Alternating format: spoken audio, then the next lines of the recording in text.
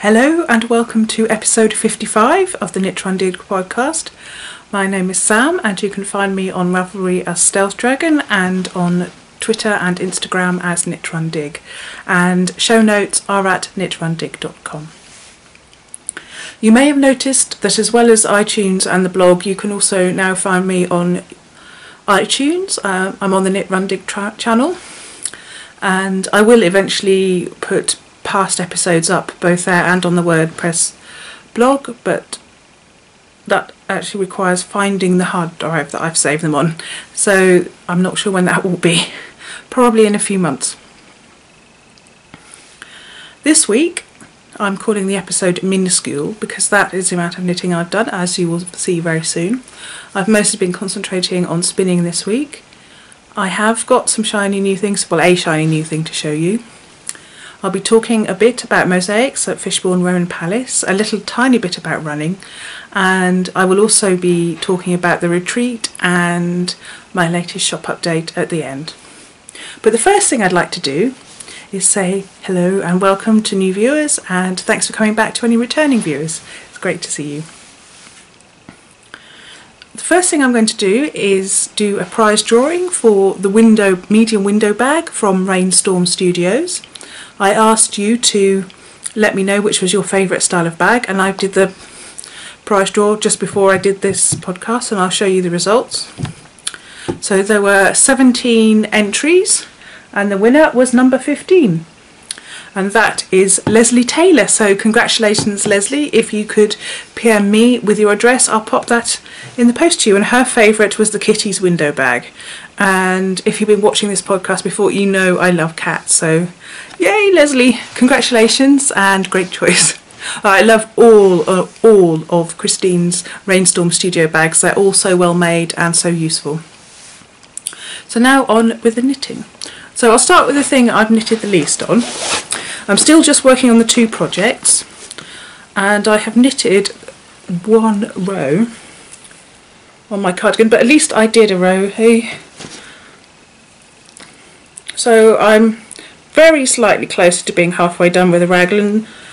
I think I've got about 3 more rows and then I'm halfway done with the raglan increases, so 3 more right side rows, so 6 more rows.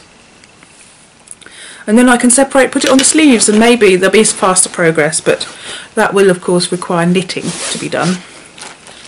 Given I've been doing so much spinning, then who knows. And the other thing I have been knitting on is my sock. Well, the sock for my mum. And last week I was just at the toe, so I've done actually a bit more knitting whilst travelling. Not that much, but I'm about halfway through the toe. If you heard that, that was Blue. Hey Bluey, here she is. She's coming in. She wants to cuddle. Are you coming up here? Do you want to be on the podcast, Blue Bear? Oh, she's a very chatty girl. Oh, Bluey. She meows when she wants attention and cuddles. She loves having cuddles, don't you, darling? Hmm? Blue Bear. No, she's looking at me with disdain now. Definitely very much a cat. So that's all of the knitting I have done. It's all a stocking stitch with a few eyelets, yarn over increases on the cardigan.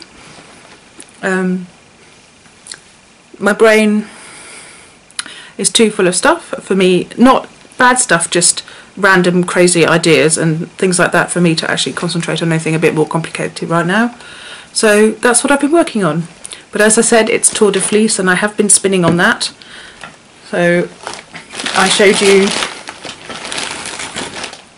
the 1 and a bit bobbins of the Suffolk fibre in Winter Moss from Hilltop Cloud that I was spinning last week.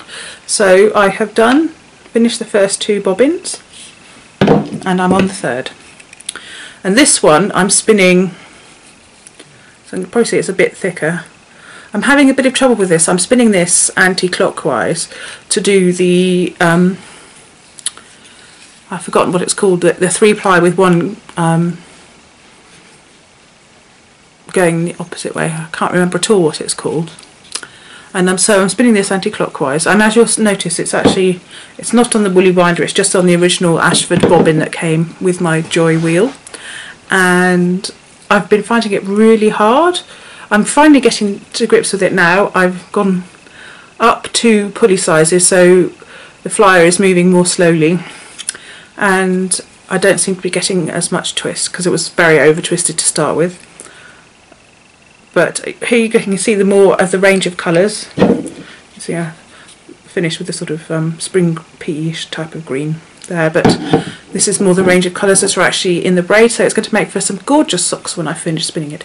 I've just remembered it's a posing ply, that's what it's called, 3-ply posing. So I spun these 2 clockwise, I was spinning this one anti-clockwise, and I'll ply them all anti-clockwise, so hopefully the additional twist from just the 1 ply will make for some hard wearing sock yarn. And I'll show you, I haven't got very much fibre left, so hopefully by next time I podcast, which will be next week, I will have finished. That's all that's left. It's probably about 15 grams or something, so I might get that done in the next couple of days, and then plying might take forever. You can probably see my face is a bit shiny. It's quite sticky this evening, and I don't want to put the fan on because it will be too loud. But there we go. So that's the Suffolk fibre in Winter Moss from Hilltop Cloud. Isn't it absolutely beautiful? So that is the knitting and spinning for this week, but as usual we have shiny new things. Just the one this week, and it's yarn. Isn't that wonderful? It's gorgeous. It's Turtle Pearl yarns in the striped turtle toes, and you get two skeins of 50 grams each, so you can make a matching pair of self-striping socks. And this colourway is Live Long and Prosper, and it's a limited edition. I had to have it. I love these colours together, and of course the Spock reference made it ideal. So that's, you can see, it's absolutely beautiful. And no one is having the socks that I knit out of it but me. Though we should have to see what I do with the leftovers, because I've got small feet. So that's the only shiny new thing I have to show you this week. You can see I have shiny new Magnus scratches, but hey, he gets over enthusiastic. That's all of the knitting and spinning this week. I'm going to insert a photo here to show you what I was doing on my run. I did my first ever colour run in Bournemouth on Saturday, and I really enjoyed it. The atmosphere was amazing. It was like a festival. Once someone opened the dye pack and started throwing it over someone else, then everyone had to join in. So even before I started running, I had some dye on me, so I'll put the picture in here. And then when I finished, I was covered, and never had so much fun on a run. So if you have a chance to do a run or dye or other colour run event, and you like the idea of just having fun, there were lots and lots of families there as well. The children were really enjoying themselves. So something fun and entertaining to try. That's the colour run. I'm signed up to do a 10k this weekend, but I fell off my bike this morning and I have bruised my behind, and it's actually quite painful. I don't know if I've done something else as well. It's sort of painful to sit but also to walk, so hopefully I'll be okay for Sunday, but if not, then there might be a trip to the Rare Breed show where I can go and ogle sheep, so it's not necessarily a bad thing. So that's the running. Now on to the digging section. You may remember quite a few episodes ago I did a talk about Richmond Fishbourne Roman Palace. There's not a Roman palace in Richmond. Well, not in Richmond, London anyway. I have no idea about Richmond, Yorkshire, but not one in Richmond, London.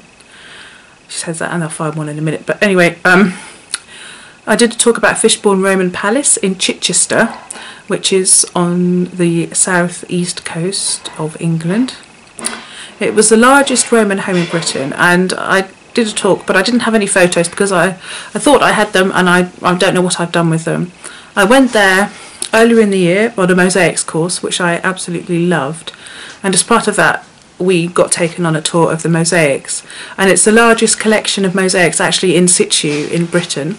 Well worth a visit. There are some astonishing mosaics. The most famous one is a Cupid on a dolphin mosaic, and it's polychrome, so as opposed to there's several layers of mosaics as well. So the Cupid and the dolphin was built on top of an earlier mosaic which was black and white, made using local materials, though at that time the mosaicists were probably Italian because it wasn't something that was made here before.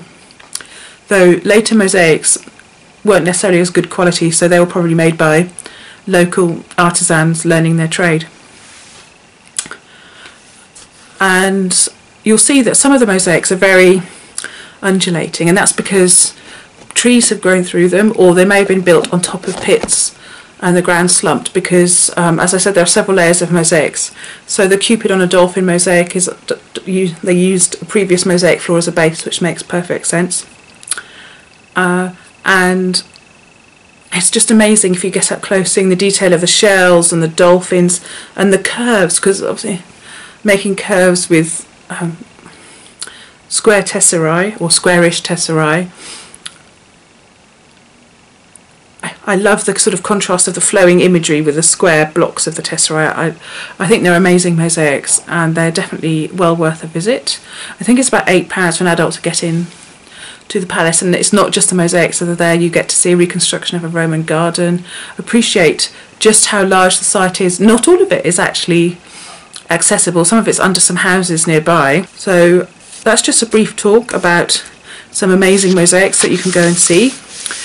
Not all of the mosaics that they found there are on display. It's expensive to maintain them, and some of them are very badly damaged as well, but some of them are actually have been recovered because they didn't have the funds to display them, and that's the best way to preserve them for future generations.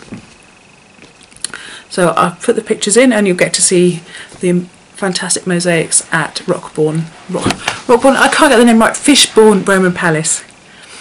Another one nearish by is Bignor Roman Villa, and that has beautiful mosaics as well.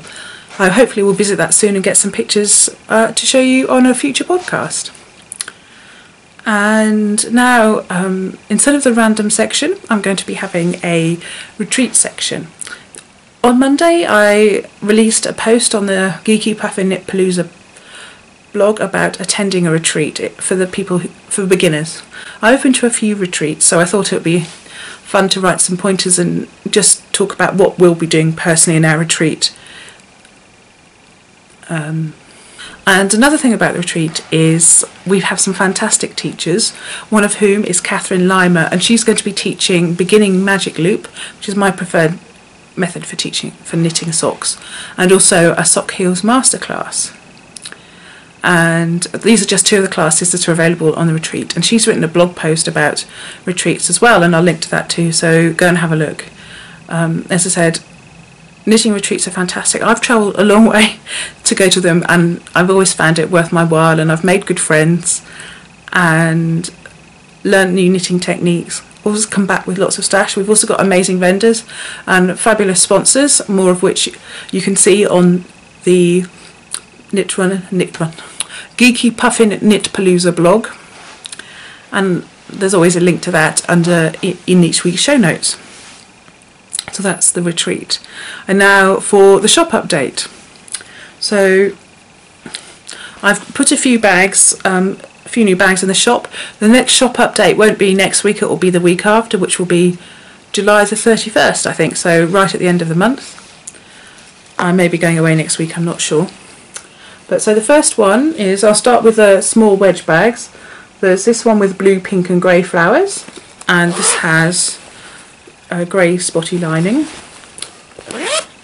And then I have a very bright one with yellow and white flowers on pink, and this has got a black and white spotty lining. And then the final one is a very retro 80s style hearts. Remember the colours in the 80s? These are all small wedge bags, great for sock projects. And this one has also got grey spots on the inside. So that's all of the small wedge bags. I've got a couple of medium drawstring bags as well. The first of which is the grey Fox's fabric with a grey spotty top. And then I have retro cameras. Isn't it fantastic, with a yellow spotty top and a sort of greenish teal inside. The other one had a grey inside. And then I have one large drawstring bag, great for sweaters, and I've started putting pockets in some of them, and so you can see that there's a matching pocket on the inside And this is a large sweater type bag with blooms and polka dots on it. So double pull, so with a ribbon drawstring. And then I have one small drawstring bag, which is London buses and taxis, with crowns on the outside and Union Jacks on the inside. And then finally I have one large, which is a new size of wedge bag with bird's eggs on it, and inside it has feathers. So that's all of the new bags from last week's update, and next time I podcast I'll show you some of the fabrics I'll be using for the later update. That really is all I've got for you this week, so quite a short podcast. No prize draw this week. I will do another prize draw when, not next week, but the week after. The beginning of August. So it'll probably be summer weight, maybe lace weight yarn or something like that, but I'll think about it and we'll be doing the prize draw then. So thanks everyone for watching. Have a great week, and I love reading your comments, and we'll see you next week. Bye!